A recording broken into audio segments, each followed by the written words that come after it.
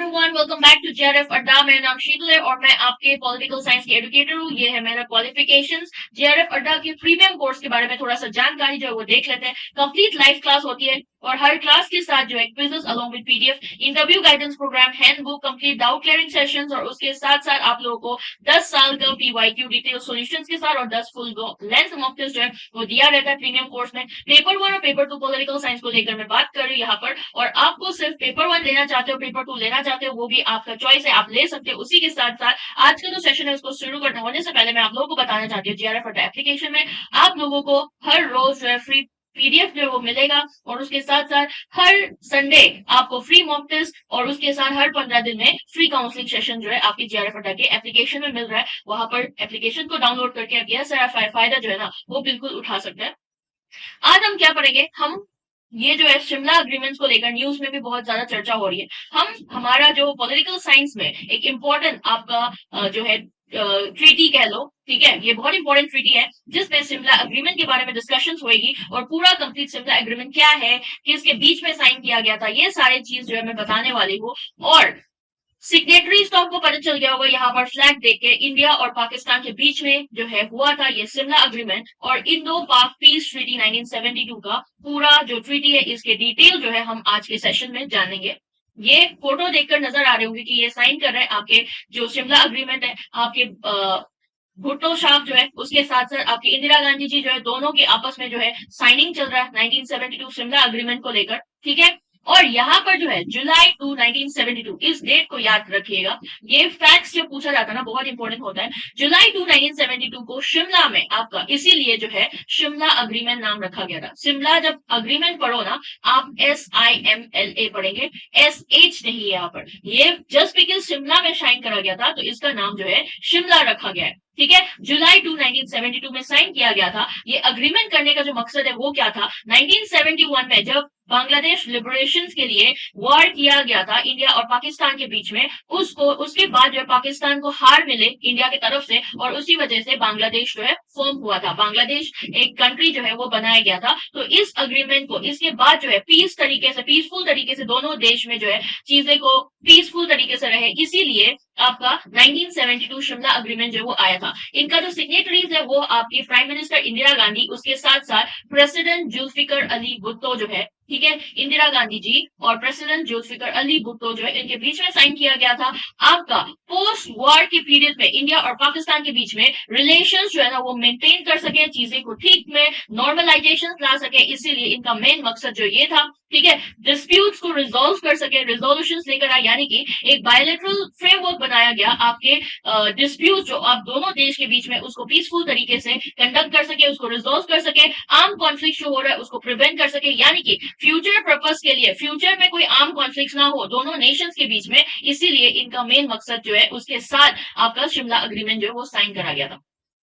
इनका जो मेन की प्रोविजन जो है ना शिमला अग्रीमेंट साइन करने का वो है दोनों कंट्री को आपस में एक दूसरे के लिए रिस्पेक्ट होगा और आपस में सोवरेनिटी बना के चलेंगे और टेरिटोरियल इंटीग्रिटी में बायलैटरल टॉक्स के साथ सारे कॉन्फ्लिक्ट्स या जो भी सिचुएशंस है, ठीक है, उसको जो है टॉक्स के साथ कमिट करेंगे, उनके साथ रिजॉल्व करने की कोशिश करेंगे। और अग्रीमेंट जो है यहाँ पर प्रिजनर्स ऑफ वॉर यानी कि इंडिया का जो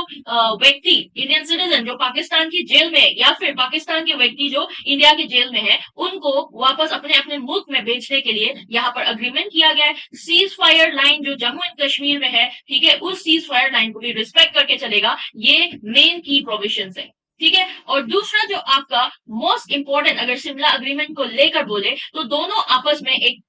पीसफुल को एग्जिस्टेंस रखना है, यानी कि इंडिया भी और पाकिस्तान भी एक पीसफुल को एग्जिस्टेंस रखने के लिए म्यूचुअल रिस्पेक्ट के साथ आपके सोवरेनिटी टेरिटोरियल इंटीग्रिटी को गाइड करके चले, दोनों के इंटरनल आपसी मामले में इंटरफेयर ना करे। और अगर मान लो कि दोनों की देश को लेकर कोई दिक्कत या कोई इश्यूज चलता है तो थर्ड पार्टी इंटरफेरेंस जो है वो ना होके दोनों आपस में सॉल्व करा जाएगा। तो ये एक मेन मकसद है आपके शिमला अग्रीमेंट का। LOC जो है स्टैब्लिश किया गया है, यानी कि लाइन ऑफ कंट्रोल जो है जम्मू एंड कश्मीर में, जहां पर दोनों साइड ने अग्री किया है रिस्पेक्ट के साथ जो है वो यूनिलैटरली ऑल्टर करेगा और LOC जो है ना वो रिकॉग्नाइज नहीं करता एज एन इंटरनेशनल बॉर्डर। ठीक है। बायलैटरल रिजोल्यूशन होगा, अगर कोई भी डिस्प्यूट होता है यहाँ पर किसी भी तीसरे बंदे का एंट्री जो है, थर्ड पार्टी मेडिएशन जो है वो अलाउड ही नहीं है। ठीक है, यहाँ पर होना ही नहीं चाहिए, और ये एक मेजर कंसेशन है पाकिस्तान और इंडिया को अलाइन करने के लिए, और ये एक लॉन्ग स्टैंडिंग स्टांस है। इंटरनेशनल इंटरवेंशन जो किया गया था, जैसे यूएन ने आपका हाथ दखल अंदाजी जो दिया गया था कश्मीर के मुद्दे पे,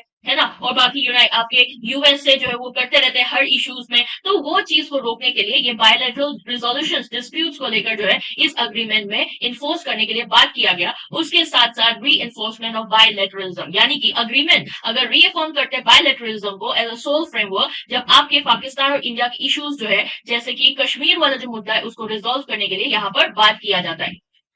शिमला अग्रीमेंट जो है उनका, उन्होंने पाकिस्तान के टाइज को जब सिक्योर करने के लिए बार बार, ये जो है ना शिमला अग्रीमेंट होने के बाद भी क्राइसिस सिचुएशन जो बार बार हुआ है। ठीक है, जैसे कि आप देख सकते थे कारगिल वार 1999 में हुआ, मुंबई टेरर अटैक्स 2008 में हुआ, और फ्रिक्वेंटली आपके एलओसी में जो है कभी कुछ हो गया, कभी ये हो गया, उड़ी अटैक्स हो गया, आपके अभी हाल फिलहाल में पहलगाम में अटैक्स हो गया, है ना। ये सारे चीजें जो है क्राइसिस जो वो चलते रहते हैं इवन दो शिमला अग्रीमेंट को साइन करने के बाद भी। बट बाकी सिर्फ शिमला अग्रीमेंट भी नहीं, बाकी ऐसे और एफर्ट्स भी लिया गया है आपके इंडिया और पाक के रिलेशंस को सही तरीके से चलाने के लिए, जैसे कि ताशकंद डिक्लेरेशन 1966 में ताशकंद जो है वो साइन किया गया था लाल बहादुर जी जो है आपके लाल बहादुर शास्त्री जी उनके टाइम पीरियड में, और उसके साथ साथ लाहौर डिक्लेरेशन 1999 में, यानी कि आपको